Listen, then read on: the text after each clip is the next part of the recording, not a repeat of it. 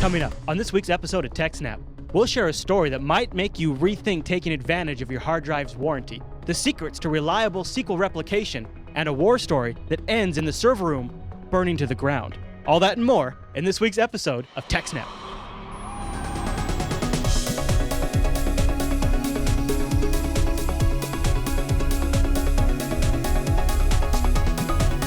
Hi, everyone, and welcome to TechSNAP. This is episode 44 of Jupiter Broadcasting's weekly Systems Network and Administration podcast. We streamed this one live on February 9th for release on February 10th, 2012. That's a Friday. This episode is brought to you by GoDaddy.com, and we'll tell you more about them as the show goes on. And it's brought to you, all the folks who visit JupiterBroadcasting.com/donate.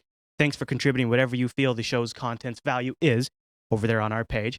And the live stream is provided by ScaleEngine.com, which is awesome. My name is Chris, and the host of the show, Alan Jude, the admin, the tech, and the teacher. Hey there, Alan. Hey, Chris, everybody. Thanks for tuning in. Hey, man, I tweaked up the intro a little bit this time. You like? Yes. I keep adding new modifiers to it. You know, Yeah. I thought this week I'd add the new donation page to the intro because really, you know, we don't often push the donations, but I thought every now and then I'll give them a mention. And the donations are a great way for us to be, well, A, they kind of help us sail over the gaps when we don't have advertisers in the shows, which right now is frequently.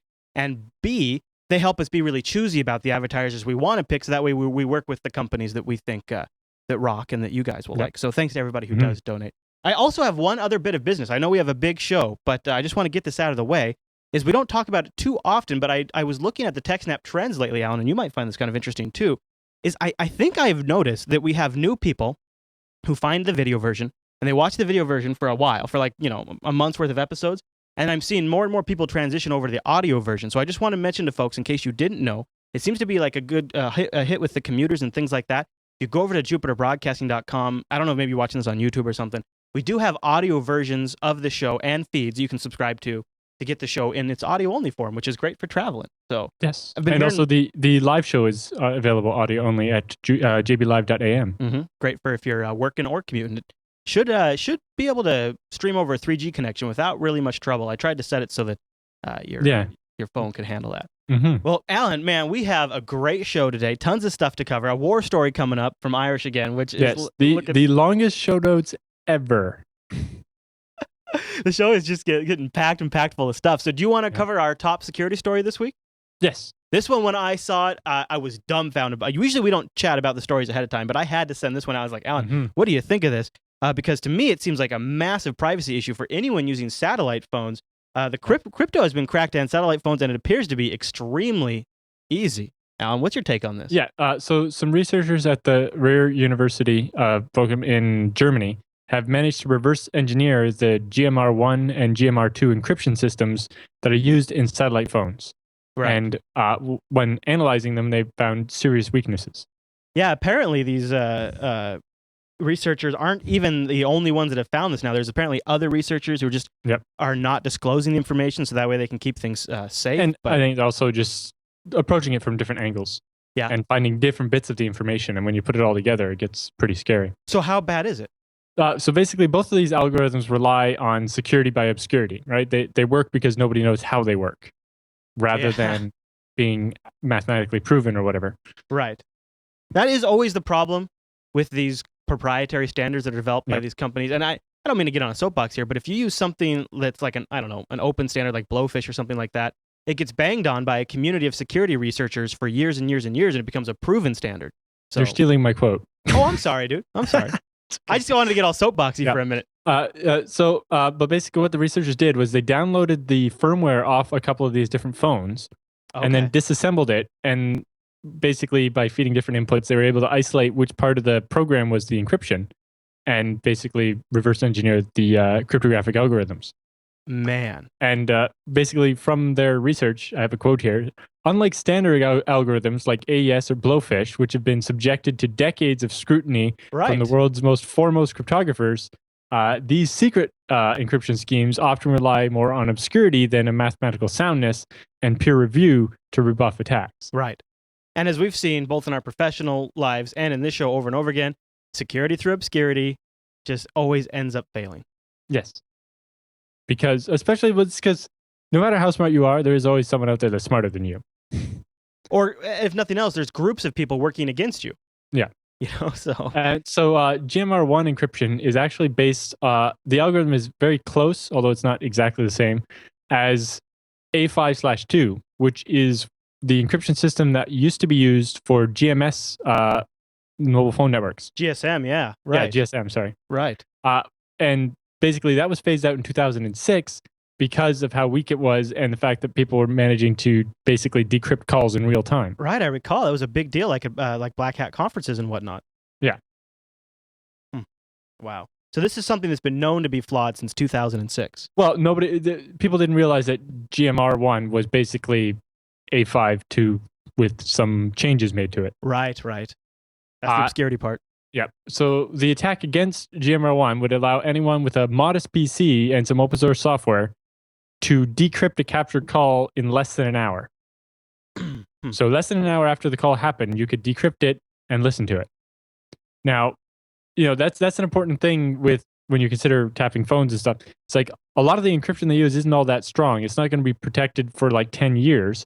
But what good is the content of a phone call a couple of years from now when it can be decrypted? Well, but didn't they also say in the report that they were using like standard PC equipment? They weren't using like a massive GPU cluster or something like that. Exactly. So they said with a cluster of more powerful machines, it's possible to decrypt the call in real time. Oh man! Oh, that's brutal. Yep.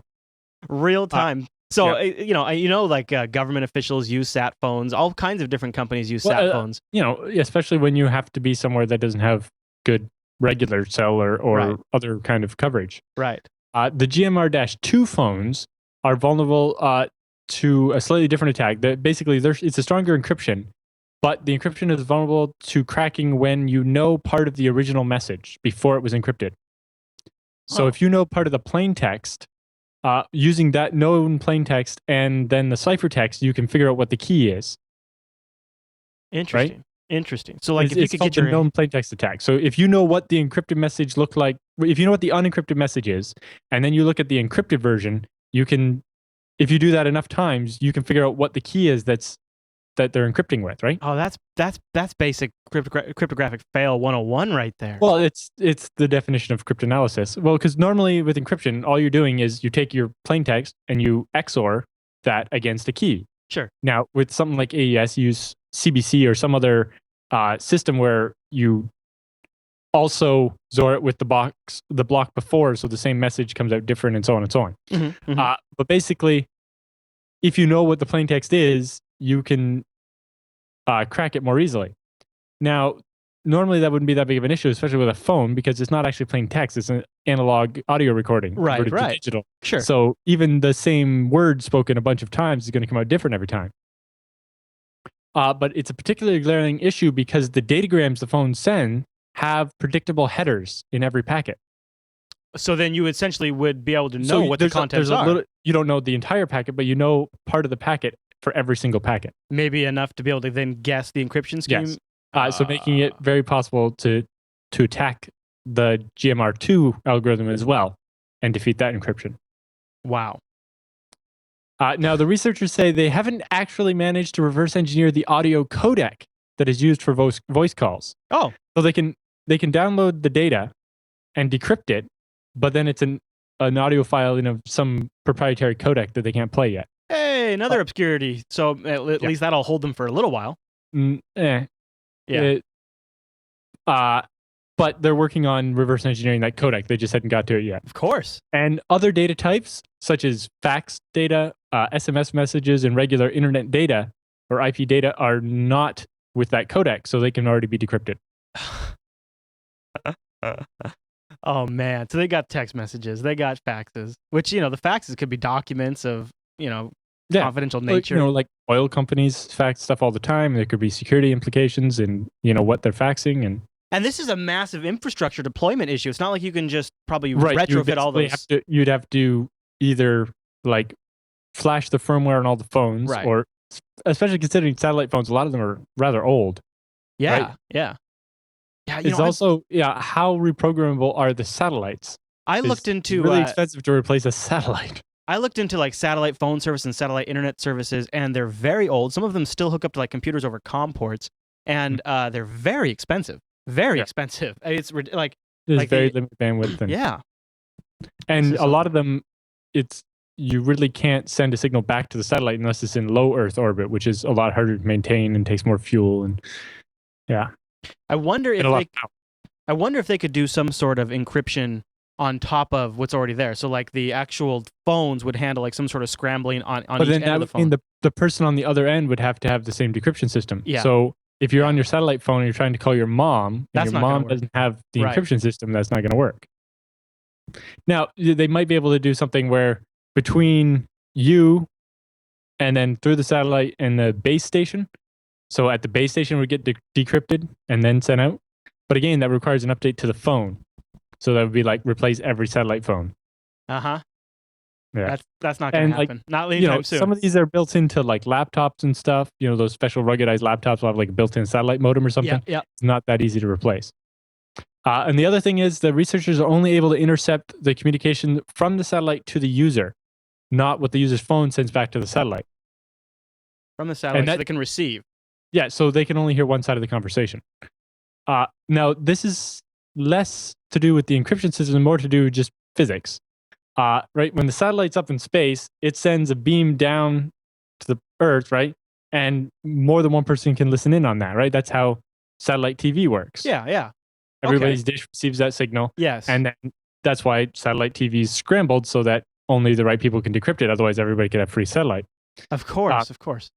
So it's easy to receive the data that's meant for someone else's phone and then decrypt it and listen in. But to get the data sent back from their phone to the satellite, right? Because the cone's reversed in that case. The very narrow end is on there. Right. Basically, to do that, you have to have airplanes or satellites. Something that can intercede it. Something that gets in between. So that can get line of sight between the phone and the satellite. And so that's where, the military uses like electronic intelligence collection airplanes and satellites. They probably already know how to do this, don't they? Well, yes, because they fly over enemy units and they like record their radios and their satellite phones. Well, and I just saw the U.S. is commissioning this what they call like the big blue blimp. Only it's not blue at all. But this is massive blimp that they're literally just gonna fly over Iraq and just have it like receive detailed sensory input or something like that's what they said. So they can probably do something like that. Satellite and cellular phone calls and regular radios and encrypted radios and all that stuff and process it. Yeah. So that's called electronic intelligence or ELINT. ELINT. Ooh, cool. Or ELINT. It's a bit. You got to put the E in it because it's got the electronic, right? Well, yeah. It's EL for electronic and then INT for intercept. Yeah. And then so when you have other kinds or INT for intelligence, sorry. And when you have other kinds, you say like something INT. But with ELINT, it sounds better to say ELINT. It's just weird. So what do you think? Is this going to be a big shakeup, or do you think people are just going to have to operate as business as usual for a while? Well, it depends what you're doing over your satellite phone, whether it matters or not. Yeah, if I'm out hiking and I just need to make an emergency call, I don't give a crap. Yeah. And even if it had some encryption, you kind of assume that the government's listening in on anyway, right? Unfortunately, yeah, that's true. And actually, we have a story that kind of about government listening in on things later on in the roundup, so we can get to that. Well, any other thoughts on this story? No, I think that's about it. All right. Well, link in the show notes to a fantastic write-up on this topic by Ars Technica. Yep. Why don't we move on to this interesting story that came out from a Newegg customer? And I love Newegg. We even have a Newegg affiliate link at the bottom of Jupiter Broadcasting, and I just bought most of the parts for that ZFS server I bought at Newegg. But pretty much all my big system builds come from Newegg because one, it's tax-free for me, whereas Amazon, because Amazon's a Seattle company, I have to pay tax on Amazon. But I kind of weigh the difference between the shipping and the tax. And then, I just bought a replacement. You remember when we were having power issues a couple of weeks ago? I bought some UPSs from Newegg. Nice. Actually, and I want to say thanks to people who've donated. We got some donations as people wanted to say thank you to the for a new year, Happy New Year kind of thing. And I took the money and I got some backup battery UPSs for the studio. So nice. Thank you everybody who did that. So I just bought those from Newegg. But I've never had an issue where I've bought like a hard drive and sent it back. But I guess in this case, this individual bought a hard drive and there was tons of data on it. Is that? Yeah, sorry. He bought a bunch of refurbished drives. He bought a bunch of refurbished drive. Okay. I'm starting to see the clearer picture here. What's going on? So somebody went to Newegg and bought 3 refurbished drives because, drives are still kind of expensive, and the refurbished ones, if you're just building a home server or whatever, it's not that big a deal. Oh, totally, especially in a RAID. They're cheaper. And he ended up finding that every single one of the drives had some kind of partition on it, although some of them just seemed to be regular manufacturer testing utilities and so on. Sure. But at least one of them had like a desktop XP install on it. No kidding, a full OS install? Yeah, somebody else's data. Oh, no. So this raises a number of questions about where that data came from and so on. But mostly it's like everyone knows that when you, if you're going to sell one of your old drives or whatever, that you want to securely erase all the data. Yeah, right? Sure. We on TechSNAP 31, which I guess was like a couple of months ago now. I know, man. The episode How Malware Makes Money, we talked about using like DBAN and a bunch of other tools to securely erase your hard drive. However, what do you do when your drive is failed? Right, so you have your hard drive and it breaks down for whatever reason. How do you wipe it before you send it back? You can't wipe it because the drive doesn't work. Yeah. So you have to send it back. And so, you send it back to Newegg or the manufacturer or whatever in order for your warranty to get a replacement drive. Yeah. Right? They want the old drive back so they can make sure it's actually dead and that you're not just trying to get a free hard drive. Right. But what they do is they turn these drives around and they sell them as refurbished once they fix them. Yeah. Which is fine, but they're supposed to securely erase it first. I kind of agree with the chat room. You got to make a judgment call. The chat room says you put holes in it, like Metal Freak says drill holes in it. I think you got to look at it. Yeah, but if you drill holes in it, they're going to be like, you drilled holes in it that void your warranty. Well, that's what I'm saying. So if it's sensitive, don't send it back. I know it sucks, but yeah. And so, what choice do you have if you have sensitive data on the drive, other than to not send it back and have to pay the full replacement price? For a new drive, rather than using your warranty, because if you do anything physically to the drive, like a magnet or drilling holes in it, that voids your warranty. And they'll say, well, that's why your drive doesn't work. Do you think they could tell if you took a big magnet to it? Do you think they'd be able to? Yes. Oh, okay. Well, I guess you could always try spin writing that sucker and see if it can get it working so you can wipe it. But and then you're trying to write to it a whole bunch of times. And when you try to write to a spot on the drive that drive's having trouble with, it usually sticks and you end up spending days overwriting it and maybe wrecking it worse. But yeah, so basically, if you have something like where the motor in the drive dies, right? And so that's a common one for replacement because there's nothing physically wrong with the drive. They just pop out a motor and put in a new one and it's good to go. But if they don't erase it properly, then all your data is now on a fresh motor for someone else. And that's not good. You would guess that you would kind of hope that the onus would fall on the manufacturer to wipe them. If nothing else. Well, it depends. Whoever's refurbishing them, yes. Wouldn't it just be a good practice to run that sucker through a format just to make sure that a damaged drive gets all the way through a format? I mean, you'd almost think they just do it. It should be part of the testing process to be overwriting it a bunch of times and make sure it writes at the right speeds at all the different sectors and so on. Of course, the live chat is mentioning, you could also do something like TrueCrypt. So that way, if something happened, at least it'd be encrypted. So when they got it, they wouldn't be able to do anything. But you'd have to do that from the beginning. Like as soon as you get the drive, you'd always have to have everything TrueCrypted. And there's performance implications in TrueCrypting everything on your drive. Well, so in this case, the drive was repaired and then sold to somebody without the data being erased properly. I bet that's pretty frequent. I bet that happens, especially like with more like mom and pop repair shops and things like that. Especially with those. But of course, they're not usually refurbishing hard drives, but if they do whole machines, yes. Now, it actually brings up an interesting point. I recently bought a number of factory refurbished hard drives, and so I'm going to have to plug them in and see if there's anything on them. Oh, really? Mm-hmm. Yeah, there you go. Yeah, you never know, I suppose. I generally avoid refurbished drives, but with the price of hard drives these days, I could see that changing. Well, these are just for my home file server to store crap. Sure. So. Yeah. Well, I think, I'm saying... I'm doing a ZFS array there, so if one of them dies, it's not a big deal. Yeah, that makes a difference. And yes, Stefan Conter in the chat room was mentioning CGD, which is a cryptographic disk system. It's NetBSD's hard drive encryption system. FreeBSD has two. It has GELI or GELI, and then another one called GDBE, which are both encryption systems for your hard drive that sit at like the partition layer. Both of those for FreeBSD use the GOM system that we talked about before. Yeah. Oh, yeah. Okay. All right. Well, any other thoughts on that story? No. No? Okay. Well, before we jump into the feedback and the war stories, I want to say holler to the fine folks over at GoDaddy.com, the people who are awesome to support the show and help us deliver the programming to you every single week. And GoDaddy is rocking a great deal just for the month of February. If you go over to GoDaddy and you want to pick up their deluxe hosting, the big boy hosting, you can get it at the price of the economy hosting if you use the code HOSTFEB8. HostFeb8, and that's only good through the month of February. This is an awesome way to go, you guys, if you want to try out a project and put it up on a public server and have people bang on it. And if it gets popular, you don't have to worry about the bandwidth, or if you have some big stuff you want to host, check this out. You get 150 gigabytes of space. You get unlimited bandwidth. You get 25 MySQL databases, and it's a crazy great price with that economy pricing.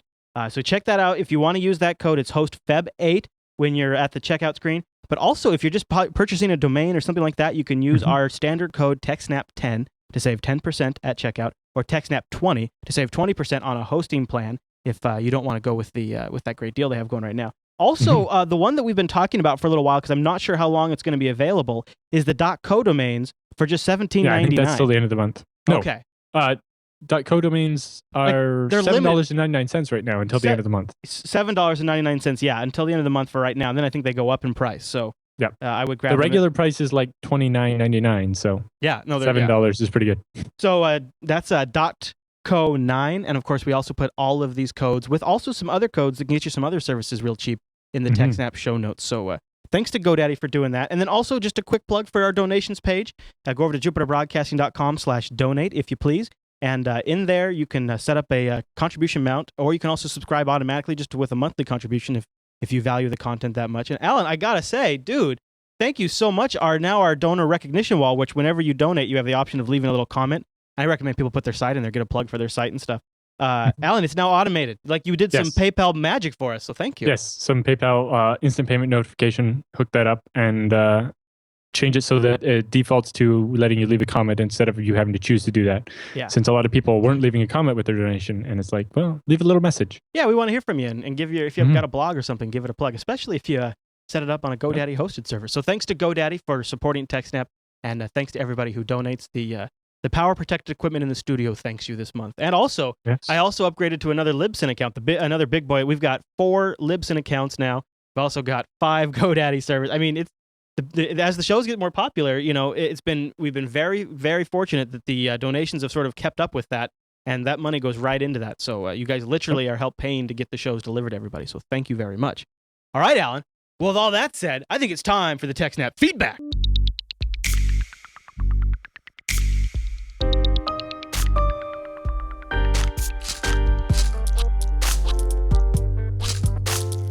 And it's time for the TechSNAP feedback. Now, we've got a war story, a couple of questions, but we're going to start this week with a follow-up. Are you ready, Alan?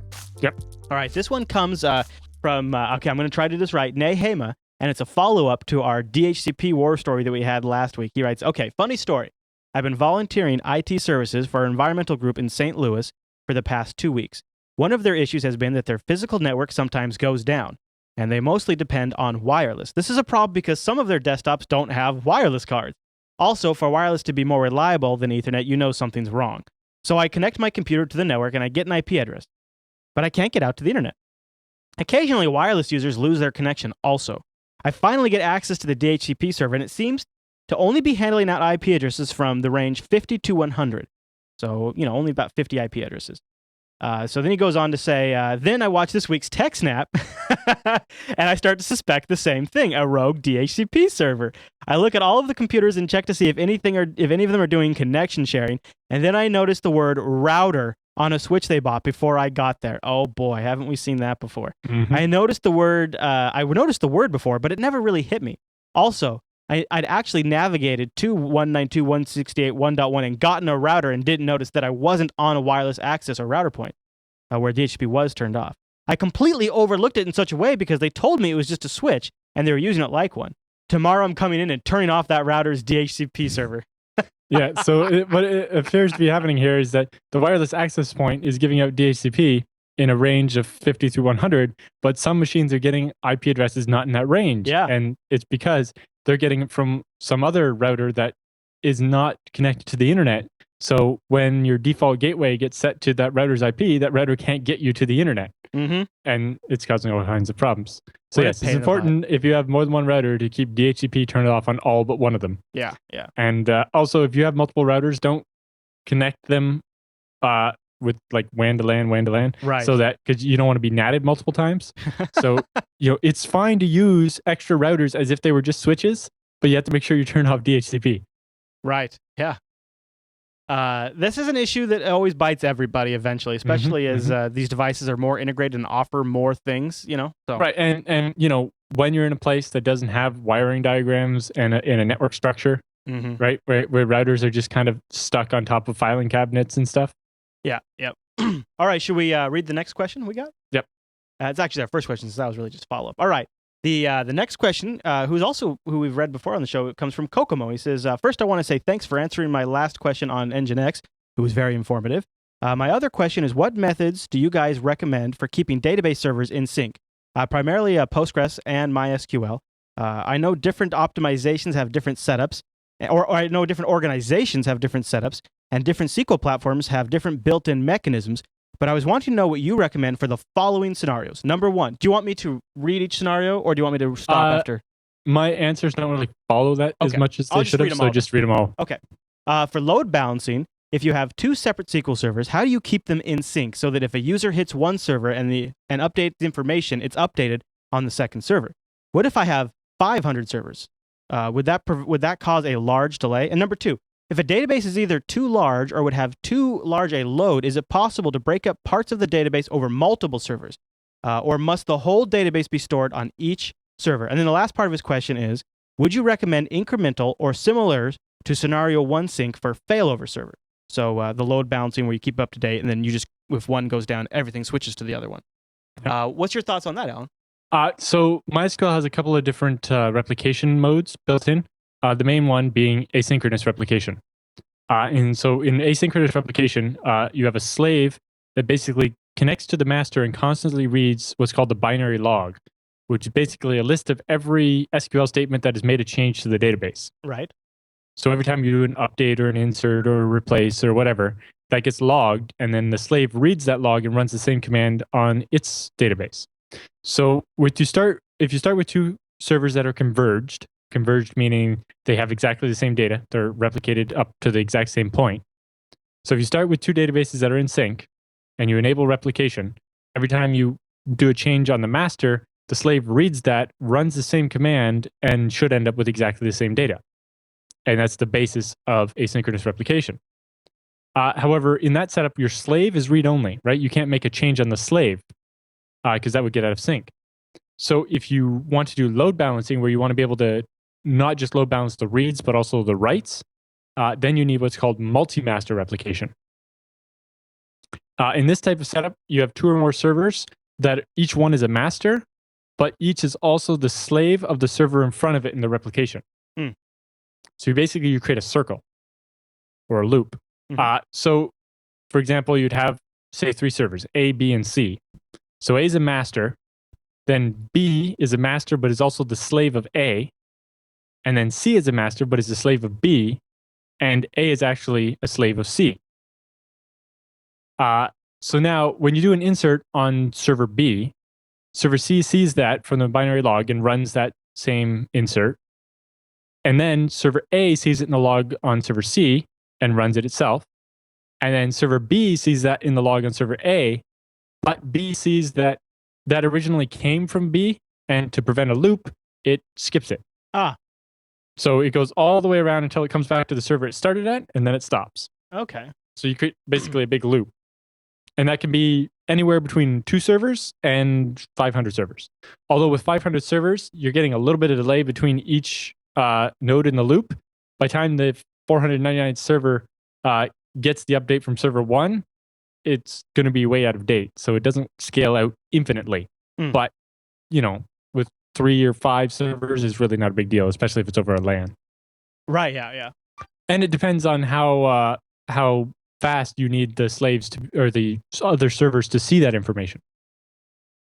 But if you're going to do an approach like that, you have a couple other considerations. Okay. You have to change the auto increment settings in MySQL. So basically, you want to set an auto increment of at least as many servers as you have. So in our example, we had 3. Yeah. So you want an auto increment of at least 3. And then each of the servers will have a different auto increment offset. And so what this does is so that every time a new row gets inserted, every server jumps up by 3 in the auto ID instead of by 1. And then each server will then add 1, 2, or 0, 1, or 2, or 3, whatever, to that number to get its key to be unique. Specifically, you do it this way so that if you do an insert on all 3 servers at exactly the same time, if you have the auto increment set to 1, then all 3 rows are going to try to have the same auto increment ID, right? Because if you're putting it in server A and server B at the same time, server A doesn't know about the row in server B, so you end up with both of them having the same ID number, and that's not allowed. Okay. And if that happens, it's called a primary key collision, and replication will stop and wait for you to fix it. Oh, which is really bad. Yeah. So instead, by having this offset, you would have, they would use the numbers 1, 2, and 3, and then the next time would be 4, 5, and 6, 7, 8, and 9, and so on. Although, because they're not all happening at exactly the same time all the time, you'll end up with holes in the numbers, but that's okay. But like you'll notice, Chris, you probably noticed on the post numbers in WordPress for Jupyter Broadcasting go up by 5 at a time. Yeah. And that's because we have our auto increment offset set to 5. Oh, okay. So if you somehow made 2 posts at the same time, they would be close in number, but otherwise they'll always be at least 5 off. Okay. That's interesting. I've wondered about that. Yeah. Because at Scale Engine, we have an ABC setup like I described, but we also have 2 slaves, one off server A and one off server C. And the one off server A is for customers that have applications like vBulletin that can take advantage of a read-only slave. Like there's code written in it. It says, this is only ever going to be a read, so we can send this to the slave. That's nice. We don't have to, it's never going to be right. We don't have to send it to the master. That's nice. Or it doesn't rely on something we just inserted that might not be replicated yet. And then server C is actually, we talked about it a little bit before, for backup. So what we do is we have this a read-only slave that we can pause, and then we take a perfect backup from that.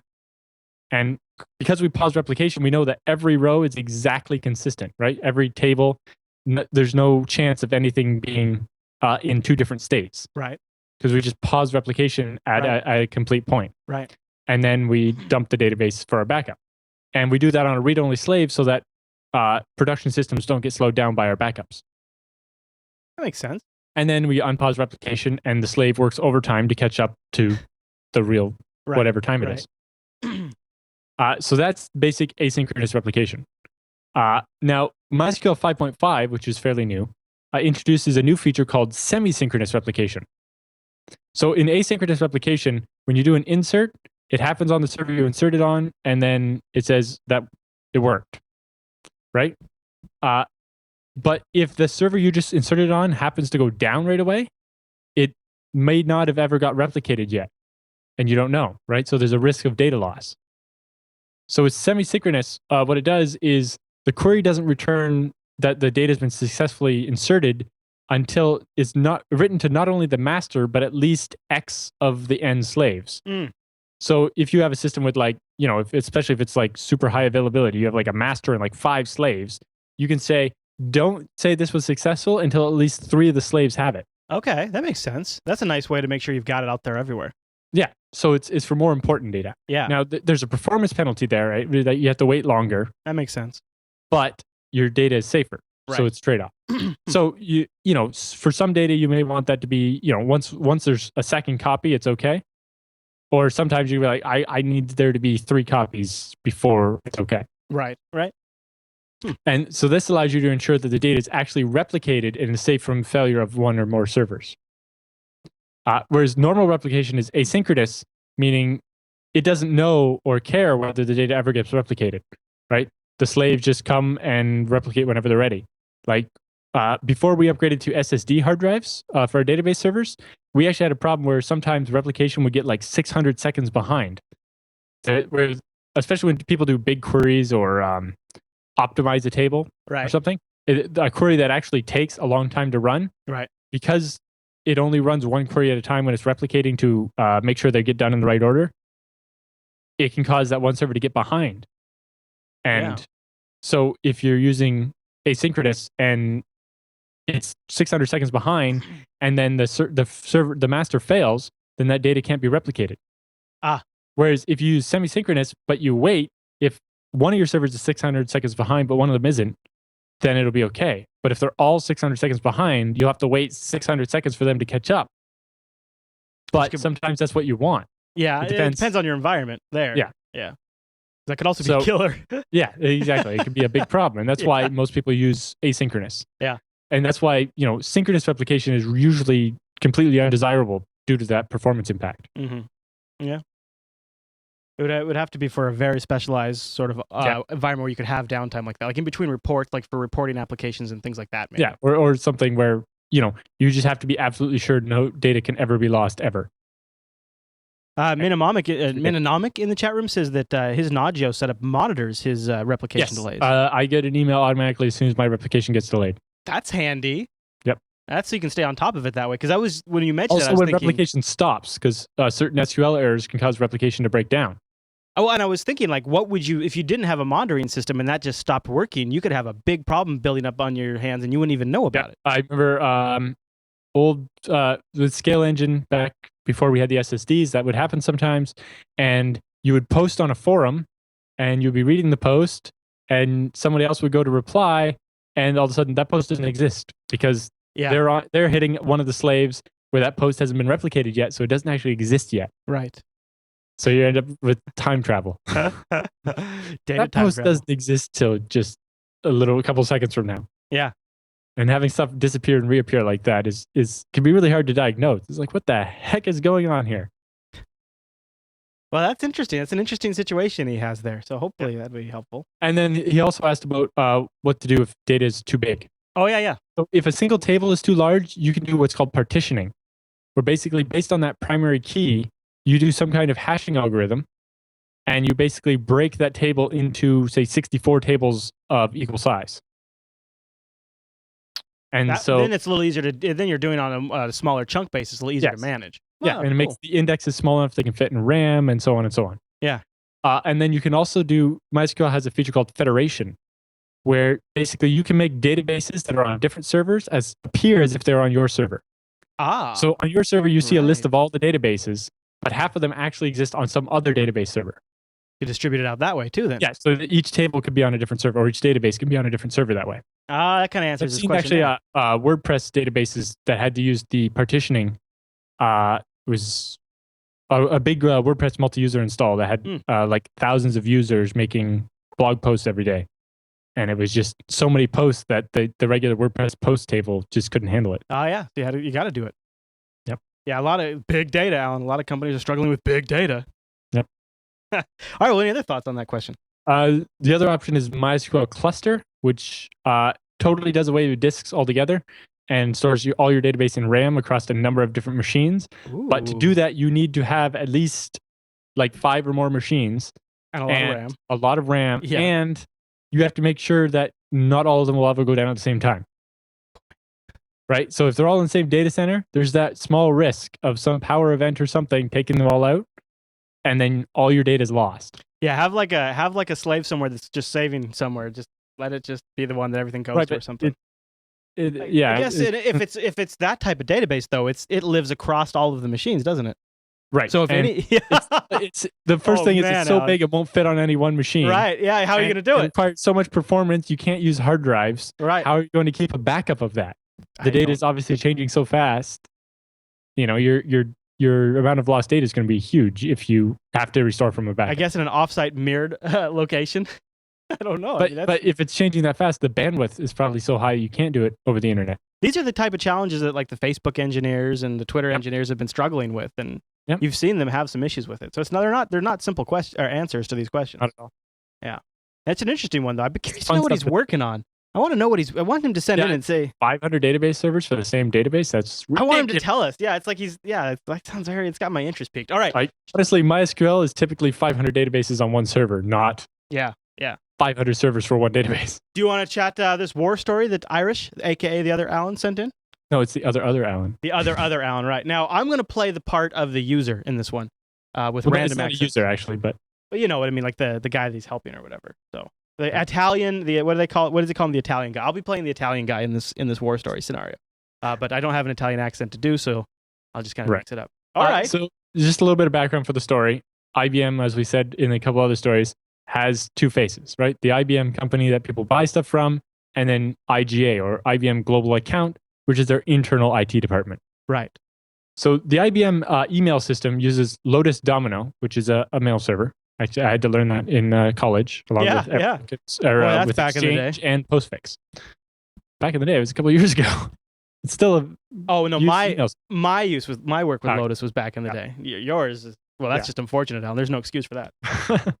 Anyway, so they use Lotus Domino and the server component for Lotus Notes, and the Domino servers handle email for the company, but they also host databases and applications and all this stuff, right? Because Lotus is kind of an integrated platform.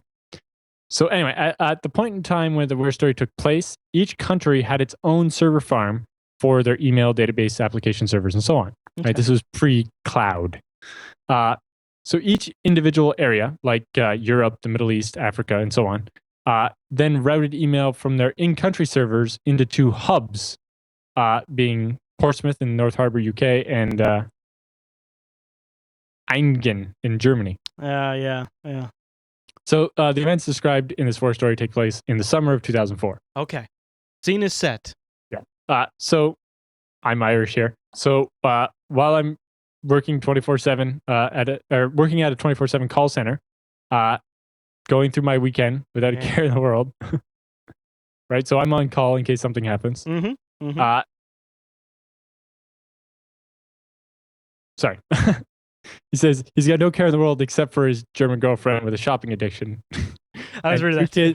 And two little kids with the inability to be quiet. Right. Yeah. I can feel that so one. It's Sunday afternoon, and he goes to the movies. Because he figured that'd be a safer option than what he did last time. If you remember the very first war story. A little drinking involved. Yeah. So the on-call phone starts to ring almost immediately when he gets out of the movie. Oh, well, at least he was out of the movie. At least he finished the movie, yes. Yeah. So it was the duty manager calling, saying that she had been summoned to the office by some higher-ups in the European Middle East area. And so his first instinct is, why are you calling me? Yeah, this is my problem. Why? Yeah, exactly. Yeah. But he resisted the urge to be a bastard. And played nice instead. That's good. So he suspected that she simply guessed that by being called into the office on the weekend or whatever, that something was going on, and he would probably be required to do something as well. Yeah, it's not a good sign. But without giving any details, it's likely not a good sign. So he decides to bring some insurance along. So he brings his kids into the work with him, so he has an excuse to leave. Oh, yes. Yeah. Leverage the daddy advantage. Of course. Yes. Good one. All right. I like where he's going so far. Yeah. So anyway, the duty manager that day is one of those people that has got promoted to being manager despite having absolutely no technical skill. It's like, you can be the manager because we don't want you touching any of the machines. Yeah, funny how that happens, huh? Yeah. Promoting, what is it? Promoting upwards or some failing upwards. That's upwards. what it is. Yeah. Yes. Okay, one of those scenarios. Yeah, or just having that knack for networking with the right people and getting the promotion. Right. So anyway, he gets in there and nothing new is divulged. He's just like, there's going to be a big conference call. Oh, okay. And so hopefully that will explain what the hell's going on here. Yeah. But details are very vague at this point. So the driver on the call was the guy from the Italian service management group. Okay. So that he's basically in charge in Italy for their email system or whatever. That's all right. Kind of a high up guy, he says here. Yeah, too, kind of but threw him off. He's never seen a call from Italy end up to him. Anyway, so he's sitting here, he doesn't have details. This is call from this high up guy in IBM. What's going on here? Yeah. Okay. All right. That get my interest peaked. So it starts with the Italian guy. All right, I'll read that. So I'm the Italian guy. He says, we are here today to discuss the situation in Vermicate, or Vermicate, I'm not sure. It perhaps would be best to proceed on that basis. You want to take the duty manager? Right. So the duty manager is like, hello there, person's name. I'm the duty manager for EMEA CSC, which is European, Middle East, Africa, customer service, whatever. And she's like, I'm not sure what Vermicate's site is. Could you explain? And so Irish mutes the phone and explains that Vermicate is a server farm in Italy, which manages all the email and Lotus Notes databases and applications for the country. This is the duty if that site is, if that site is down, IBM Italy will be unable to do any business until that problem is solved. So Irish explains that to his manager, and then unmutes the phone. An Italian guy says, it is one of our locations here in Italy that is responsible for some servers. Kind of seems like an understatement. Yeah, exactly. And the duty manager says, okay, thanks for the explanation. So here's what the Italian guy has to say. He says, well, about 2 hours ago, I love how Irish is putting in like this guy's like really annoying speech habits. About 2 hours ago, we received a call from a cleaning contractor that there was some cigarettes coming out of the server room. We immediately alerted the rest of the service management and started dealing with the crisis as a critical situation. What? So me being Irish, rolls about laughing when he thinks to tell it to some of the mail servers on the site, and nothing's connecting. The urgency call starts to dawn on him as he realizes that, hey, all the email servers are down. Oh, no. So duty manager says, I'm sorry, but I don't understand what you mean when you say there are cigarettes coming out of the server room. Did I mishear you? Italian guy says, sorry, not cigarette. I mean to say smoke. There was smoke coming out of the server room. Oh, duty manager's like, oh, Lord, has anyone been hurt? Is there any emergency services personnel on the site? Italian guy says, yes, the fire services were alerted almost immediately, and nobody other than the cleaning staff was in the site when the alarm was raised. The fire has spread to other parts of the building, and the firemen have been unable to get to the server room yet. Oh, my gosh. Yeah. So now Irish breaks into the call and says, hi, I'm the critical situation manager here today. Could you please give me a current status on the server room itself? If those servers are not recoverable, then we need to activate the business continuity location and get backup tapes couriered to there from Italy. And we could be up and running within 12 hours that way. Oh my gosh, the typical user response. Yes, we know all of that. We are service management. We have already started to deal with those things. We invited you onto this call so that you are aware of the issue and can place voice messages on your incoming call lines and have your agents prepared to explain things to our users if they call your help desk. Nothing more. Wow. And Irish says, I have no doubt that you are on top of the situation, but in such circumstances, the in-country service management reports to the EMEA critical situation team, who then coordinate all actions until they are satisfactorily resolved as per the enterprise operating procedures.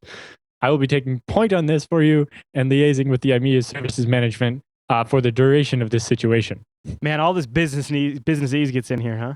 Yeah, but basically Irish is like, no, I'm taking over.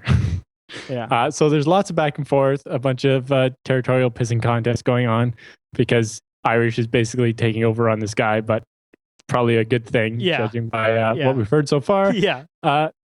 So they agree to have a follow-up call every hour and to see how things are going until the situation is resolved. Wow. So the second call goes something like this. Irish starts with, good morning, folks, good evening. How are things progressing on the site now? Italian guy jumps in and says the emergency services are having difficulty due to the age of the building, and they have not been able to get to the server room yet. There's nothing new to say. Wow. So duty manager says, so does that mean that the servers are destroyed now, or there's still some chance? Italian guy says, the fire suppression system in the server room activated, and that's all we know right now. So hopefully So they adjourned the call, and the next two were pretty much the same thing. But eventually, the fifth call starts up. Yeah, Italian guy says the firemen have made it into the server room and have reported that the fire suppression system has not worked correctly. The servers themselves have been fire damaged. So the duty manager says, that's very unfortunate. How are your efforts to get the backup tapes to the secondary site going? Italian guy responds, there's a bit of a problem with that too. The tape libraries are in the same room as the servers in an enclosure. The firemen have not retrieved them yet for us. Oh my gosh. So Irish says, whoa, hold on a minute here. The tapes that you're trying to get into play for the last 4 hours to do their business continuity plan are actually in the same room with the fire. Why didn't you tell me that earlier? No wonder why they had it handled. Yeah. If both the servers and the backup tapes are destroyed, then IBM Italy will be offline for days while a secondary site is configured. This completely changes the severity of the situation. Oh my gosh, I cannot believe this Italian guy's been withholding this. He says, yes, we believe that both the servers and the tapes have been damaged at this time. Which, you know what? I've dealt with guys like this. He probably already knew that at the beginning of the entire freaking thing and just didn't want to say it because it's bad form to store your tapes in the server room like that. Well, yeah, what's the point of having tapes if they're going to be destroyed with the servers? Yeah, and this guy's trying to protect his own butt, so he's withholding critical information that these guys need in order to do a proper response. Yeah, we're getting the backup site online. Yeah, we sent the tapes. It's like, oh, really? Because they're on fire. I like the note here Irish put in here. Said, at this point, I resisted the urge to reach my arm through the phone and throttle the guy. That'd be a sight to see. Yeah, so the duty manager says, so what can we do at this point? And Irish says, we need to get the EMEA service management to start prepping a completely fresh site to take over for the ruined server farm. The problem is now that we've lost 4 hours waiting for the tapes that were never going to arrive because they were burned. We could have had the new servers being readied that whole time. So we just wasted 4 or 5 hours. So all of this continued for a bunch more calls. And oh man, the poor kids are stuck there too this whole time. He called his girlfriend and had him come pick up the kid. And he just dived in and tried to maintain some momentum towards a resolution. Rather than drag it out and bore you to tears, he summarized what happened. Okay. So 1, the servers were burnt to a crisp. Oh, jeez. 2, the backup tapes, which were in the same room, were partially burned, but were all smoke damaged anyway. Oh, man. The fire suppression system simply failed to work. It just didn't do anything. The firemen had to use water due to the composition of the building, so they had to spray water all over the servers in the server room. Yeah. It took 2 full days to build the new server environment, which essentially meant that IBM Italy was unable to do any business of any kind for 2 days. And no one ever explained why the tapes were in the server room other than to say it was an oversight by the IT manager. Really, an oversight. Yeah, a bit of an oversight. That's an even bigger oversight than the diesel refueling thing behind the electronic fence. Yeah, because that one you could almost just different people working on different parts of it. They didn't think. Yeah, that one's Yeah, but here there should be a chain of responsibility. There should be somebody who's responsible for those tapes and making sure they're safe. Yes, and it's like, isn't there a standard procedure of shipping them off site automatically every so often and so on? But anyway. Wow. So the only bright spot in the entire debacle was that some of the data on the tapes was salvaged, and it did shorten the duration of the outage for some people, but not everybody. I asked Irish in the chat room what caused the fire, and he says the cooling fans were run from a central motor, and there was an electrical short that sparked the wall into flame. Yeah. Wow. They take stuff like that very seriously. Like at our data center, you're not allowed to leave cardboard anywhere in the data center for more than 24 hours. I've been to data centers that actually just have a no cardboard policy. Like usually it's like unpack your stuff in this room outside of the data center and then take it inside. But I worked for 6 years at a local Washington bank that's now defunct since the financial crisis. And their most important computational gear, like their mainframe, their System 390, all of their check imaging and processing systems, all ran in the same room they did their statement printing. And every few months, we'd have to open them up and vacuum them because they'd have white paper dust coated like snow in the servers. It looked like the servers had snowed. And it was all paper, man. Paper sitting on top of those hot components. Crazy. And like atomized paper, basically. Yeah. It's just like, it's just waiting to burst into flames. Yeah. Wow. Well, that's a great war story, Irish. Thanks for sending that in. I guess the moral of the story is put your backup tape somewhere else. Right. So Irish's closing comment was, I'm not sure that there's a moral to the story or a catchy tagline like patch your shit. But I suppose that my overriding memory of the whole situation was that I wondered how anyone thought it would be a good idea to put the backup tapes in the same physical location as the servers and then to neglect to do regular maintenance on an old building that was clearly a fire trap. Backup tapes are the bane, in my opinion, of IT continuity programs because they often get neglected. They can have errors that you don't even know about. And in a real disaster situation, it is a huge pain in the butt to go get all these different tapes. And in a true disaster situation, you have to reload the specific software that wrote the tapes. You have to get the database loaded back up. So you got to have a backup of the tape library database. And you got to get the tapes in a certain order. I mean, it makes things like online backup to me, whenever it's applicable to the situation, is the way to go. Because tape stuff. Yeah, because basically storing stuff on disks that are replicated is just more reliable too. Mm-hmm. And it's easier to seek to a specific file and restore partial data from data that's on drives rather than on tapes. Like when I worked at the power plant, the data center was here, and then they had the call center room, and then another room, and the other room over here had a bunch of spare servers sitting on desks, and the tape drive systems. They had two tape libraries, like motorized ones that they like flipped, and they had like 2 drives each and robotic arms that would pull the tapes. Robot backup. Yeah, and basically every morning somebody had to come in, take out the bottom tape, and write on it and put it in a box. Which sat beside the tape library. There's such a room in there for error.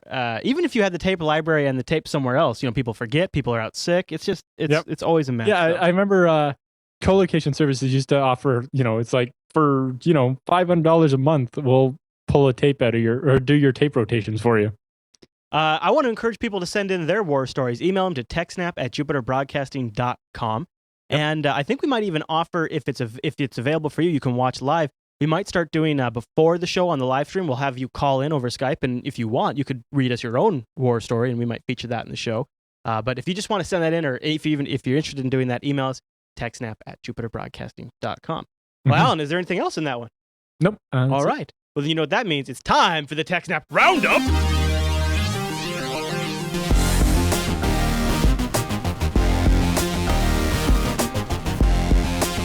Time for the TechSNAP Roundup. Yeah, that's what that crazy music means. Now, the Roundup are the stories that didn't quite make it into the top of the show, but we still wanted to cover them and then give you the links to follow up on them on your own if you're so inclined. And the TechSNAP Roundup is almost always exclusively powered by our awesome TechSNAP Reddit, which has all kinds of great news stories throughout the week over at links.techsnap.tv. And I want to thank everybody who submitted the stories this week. We've got some great ones. Alan, are you ready for our first story this week? Yes. All right. It's good news for traditional, or not traditional hardware, but for hardware regular storage magnetic hard drives. Yes. Yeah. Some physicists have managed to design a new technique to use lasers in hard drives to write to little nanoferric islands, or whatever they call them. But basically to store data at a higher density and at very high speed. So they can basically write data to a regular magnetic hard drive at speeds into the gigabits per second. They were even saying possibly they could reach the terabit per second barrier. Right. Because they're using 60 femtoseconds, which is like, well, a nanosecond is a billionth of a second, so femto is even less. So it's like less than a billionth of a second, I think. Burst of laser to write the data to a tiny nano island on the hard drive. Now that's awesome. Now the problem is they don't have the capability to read yet. Well, I think right when you write it that way, you would read it traditionally, and so you would have the traditional problem of not being able to read it that fast. Interesting. So I'm not entirely sure on the details. There's I linked to the actual some of the more specific stuff on the research from PhysOrg. Okay. So there might be more detail there. This is cool because although SSDs are picking up speed, but they're just not yet at the storage capacity that people really need. Right, but with this technology, they would have even more density than we have now, and the ability to write really quickly, which is something that's always missing. One of the things I've sort of thought about over the years is, as I've watched the computer industry now since the 80s, I've noticed that right as we're about to eclipse a technology and move on to the next one, somebody comes along and figures out a way to get another few years out of the technology, and we don't always go with it. Like, I remember somebody came up with a way to get like 4 gigs on a CDR, right as DVD-Rs were coming out. And it's like, well, what do we need that now? But it's like when we keep with a technology for long enough, every now and then we find these massive breakthroughs, and we rethink the way we're approaching them or introducing new technology, and that's just an awesome discovery there. Lasers and hard drives, how can you go wrong? All right, well, the next story on the Roundup just makes you want to put your palm on your face, everyone. Anonymous breaches the Syrian president's email. His password was 12345. That's all I really need to say. I mean, who really needs to go beyond that? That is just so ridiculous. Did they say which email address it was? No, I didn't even read that far just because I thought that was just so unbelievable. Yes. But I also saw that Foxconn got hacked. I don't know if you saw that, but Foxconn got hacked this week. And some manufacturer passwords got out, and they were simple things like, I think Apple's manufacturer password was like Apple 1, or something like that, and that's where they go in to do parts orders and things like that. Yeah. Come on, people. Go watch my LastPass video. Fix this. Yeah. All right, Alan, this next story could be great news for Flash security and for Firefox users. Sandboxed Flash could be coming to Firefox soon. Yes, so Adobe has made a sandbox version of the Flash player, which uses their protected mode type setup. And they've been working with Mozilla to solve problems with getting that into the browser. And the beta is now available for you to go and download if you want, to actually use the sandboxed version of Adobe Flash in Firefox, which makes it much harder to exploit bugs in Flash to compromise a computer. And as we've talked about many, many times, that seems to happen a lot. And link to that beta is in the show notes in the roundup section. Yes. All right, the next story kind of has me a little concerned. Proposed law would give the DHS power over privately owned IT infrastructures. HR 3674, the Promoting and Enhancing of Cybersecurity and Information Sharing Effectiveness Act, PRECISE Act, would allow the U.S. Department of Homeland Security to require improved security practices from those businesses managing systems whose disruption could prove detrimental to critical life-sustaining national security initiatives. Right. So the article, by the way, also, Alan points out this is just one of 30 or so such bills that are on the Hill right now. Yeah. Huh. Now, it's not very specific of whether the DHS would completely take over or if it's just the DHS has the right to try to force these companies to have better security. At least audit kind of a thing. Yeah, but although we've seen, the DHS doing a very bad job with all these SCADA systems and, signing off on things that weren't secure, even though they saying they were when they weren't, and so on. Right. And it's like, if the DHS's solution is go hire this overly expensive consulting company that isn't going to solve the problem, it seems like a bad plan. Yeah. It's like, but this is restricted to companies that are providing some service that is critical to national security or life-sustaining services. Although you can, depending on how you define that, you can really make that cover a lot or a very little amount of stuff. That's true. You could say an ISP is doing that. You could claim a lot of different things. Some part of me, though, kind of thinks this might be necessary just because of all of the infrastructure security issues we have seen. And I kind of do think there needs to be some oversight done. But I don't. The DHS has such a bad track record of cybersecurity. I don't know that they should be put in charge of it. I totally agree. It's kind of a catch-22 there because they're not the right people to do it, and they've proven that. I mean, they haven't yet. It's just force companies by, using a big stick, saying, if you don't take at least these measures, then, we're going to do this or that or whatever. It's hard to say. I came across a pamphlet from the FBI. I've been doing a lot of digging and researching on a couple of different topics for a new show I'm working on for the network, but I came across a story that when I was doing that I thought might fit for TechSNAP. And it's not like it's just take it as with a grain of salt here, but the FBI tells us individuals to spy on those who use proxy and encryption because those are likely signs of terrorist activity. Not exactly what it says. Well, no, it says these are indicators of terrorist activity. Specifically, this pamphlet was meant for people at or working at internet cafes. Cafes. Yeah, that's where they distributed this. And I just thought this was kind of interesting because a lot of the practices that they outline here are probably things that TechSNAP viewers do, right? Possibly. Like, for example, people who are concerned about privacy, people who use in-game chat or TeamSpeak, people who also I think Skype would fall into that, people who swap out their cell phones, which I do. But some of these, like anonymize or use portals to shield your IP address, or if you use suspicious coded writings, if you use things like cryptography or encryption, you could be. That's kind of suspicious. They're saying. Also, if you use computers to download the content of like extreme or radical nature, but again, that's just what do they define as extreme and radical nature? If you gather information about vulnerable infrastructure, which you could kind of claim that we do that on this show. Yeah. I mean, we kind of, like for research purposes, look into that kind of stuff. If you purchase chemicals like hydrogen peroxide and fertilizer and things like that, you could be on the list. They got this whole list of things that if you do, you might be a terrorist. And it just bothers me because it's the FBI who's handing this out to people who are not technically literate in most cases to really know what the proper uses of these technologies are. And it's being funded with money from the war on drugs. It's actually a grant that was awarded for informational purposes for the war on drugs that they're now using for this kind of stuff. Well, the drug dealers would use the same systems to, go to a cyber cafe and send an encrypted email or, use in-game chat in Second Life or something to talk rather than using, the telephone. Mm-hmm.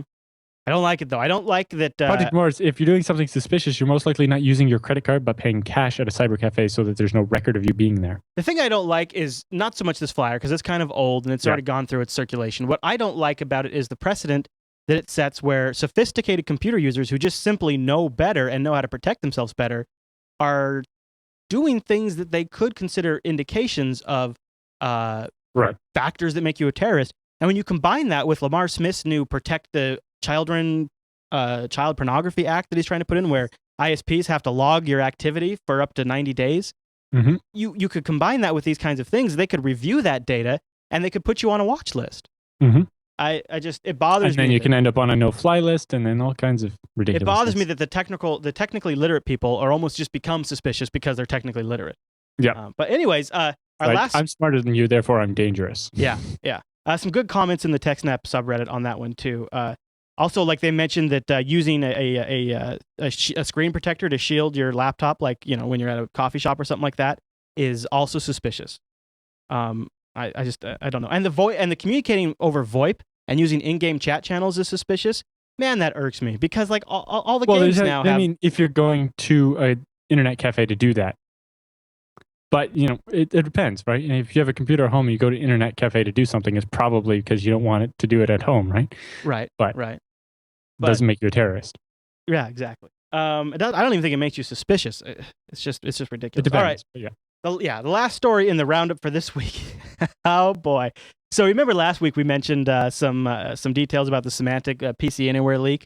Well, the details came out even more. It turns out that a guy claiming to be a member of Anonymous was looking for a $50,000 payoff from Symantec. And Symantec went out, and of course, why wouldn't they? They went out and got some legal help, and they had an FBI agent. Well, it's not exactly the way I heard it. The way I heard it was that the law enforcement, they didn't say which one, pretended to be Symantec and offered $50,000 to the hacker to not publish the source code. Okay. So here's the thing. He started his first initial email exchanges were with an actual Symantec employee, which then the FBI came in and sort of overtook those communications and tried to get the guy. In fact, it's funny, like they were trying to delay the different payment options because the hacker guy wanted to use like Liberty Reserve. Yeah, Liberty Reserve. Which is a system kind of like Bitcoin, but with actual gold. Yeah. And they were like, well, we're having some problems with our accounting department. Would you be willing to take some good faith payments over PayPal? Because if they can get him to use PayPal, they can get him, right? And the guy was smart enough to say, no, Liberty Reserve, or you can do a wire transfer. Right, and they were always like, we'll give you $1,000 every month until it's been a couple of months. Yeah. And we're sure that you're not just going to release the source code after we pay you, and then we'll pay you the rest. And the idea was, by doing a number of small transactions first, it makes it easier to track the person down. Right. And so, the hacker says, at first it was Symantec being accused of offering money to try to cover it up. Right, because part of the deal was that the hacker would say, no, I never actually hacked into Symantec at all. I made it all up. Right. It wasn't just to not release the source code, but to come out and say that Symantec wasn't broken into at all. Right, so that kind of put the blame on Symantec at first. And then it came out that no, it's like Symantec's like, no, it was law enforcement that was doing it to try to identify the hacker. And then the hacker's like, well, I was just leading them on. I wasn't trying to get money out of them. Yeah, right. So you can't pay me to shut up about this. No, in fact, he did paste over on a Pastebin. He did post the source code to PC Anywhere. So if you're a company out there, 3 gigabytes, if you're out there using PC Anywhere, turn it off. Yeah. That was the other thing I found suspicious. Is once the news that the source code had been leaked, Symantec's like, all right, so we rushed around and issued a bunch of security updates for the software. Yeah, like. So you knew about vulnerabilities and didn't release updates until somebody threatened to expose the source code? Well, even when they did release updates, they said, like, if you have a certain version, you should probably just turn it off.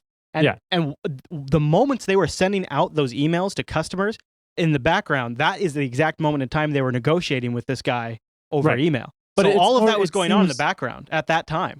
The part that was concerning to me is it seems they knew about a bunch of vulnerabilities in PC Anywhere and weren't in a big hurry to patch them until all of a sudden somebody else had the source code and was threatening to release it. Yeah, it does make you wonder how they came up with the fixes so fast, huh? Yeah, it's like they would have had to have known about the vulnerabilities. Yeah. Right? It's not somebody announced, hey, I found a way to hack PC Anywhere.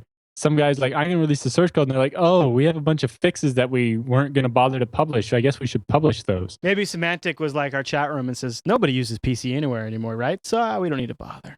We don't need to bother. Yeah, pretty embarrassing. PC Anywhere in so many years. Like back when dial-up. More than 10 years, yes. Before VPNs became a way for vendors to do support frequently, it would be, or like go to my PC. And it would be Windows PC didn't have remote desktop built in, right? We're talking like Windows 95, Windows 98. Right. And, VNC just wasn't as much there and wasn't ported to Windows as much. But, it is still used. People want to have like, an crap, everything's down, but the phone lines still work remote control. And it does still do that. It is still one of the easiest ways to take a modem and plug it into your PC and then have somebody dial in and get a complete remote desktop session over that modem connection. And some people still need it for that, for like emergency purposes or something. But pretty wild ride that Symantec's been on over the last 2 or 3 weeks, I got to say. And some of this has been going on since January with them, so... Well, the weird part is apparently the hack took place in 2006. Yeah, but they didn't know about it right away or something. Yeah, but kind of I remember hearing a little bit about it like months and months ago.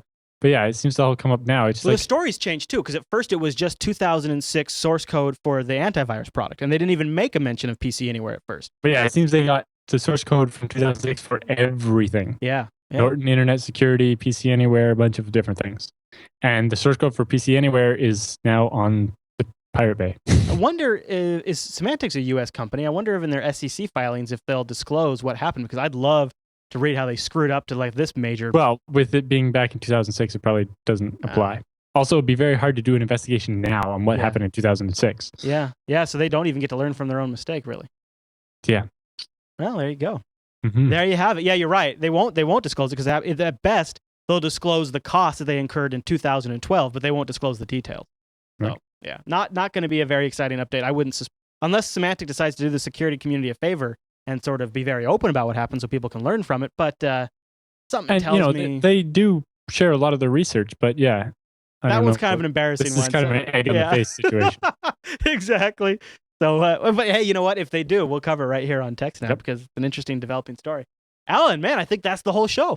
It is. All right, everyone. Well, TechSNAP is live over jblive.tv on Thursdays at 1 p.m. Pacific, which is 4 p.m. Eastern. 4 p.m. Eastern.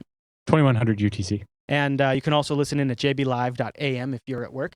And of course, TechSNAP just releases for download just about every format you could ever possibly want over at jupiterbroadcasting.com. And I encourage you to sign up for the RSS feed so you just get every show automatically and you don't even have to think about it. It's like a series of tubes is delivering incredible geeky content for you and you don't even have to worry. It's better than TiVo. Yeah? Yep. All right, Alan. Well, great show, man. We'll see you next week. Yeah, for episode 45. We're on our slow, steady march towards 50. We got to start scratching our heads and think of what to do.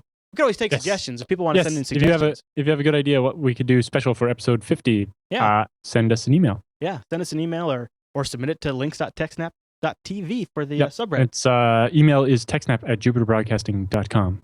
There you go. All right, everyone. Well, thanks so much for tuning into this week's episode. We'll see you right back here next week.